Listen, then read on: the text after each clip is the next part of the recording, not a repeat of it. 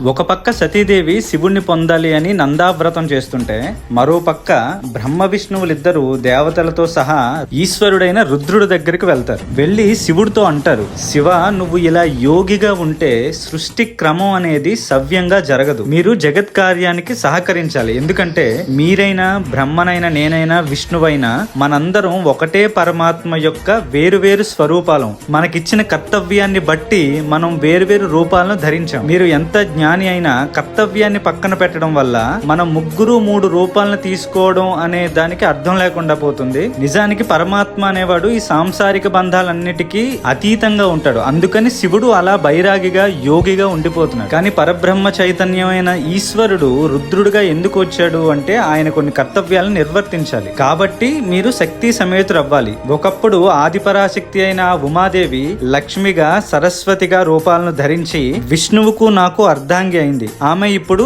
దక్షుని ఇంట సతీదేవిగా అవతరించింది. కాబట్టి ఆమె తపస్సును సిద్ధింపజేసి శక్తి సమేతుడు అవ్వాల్సిందిగా కోరుతారు.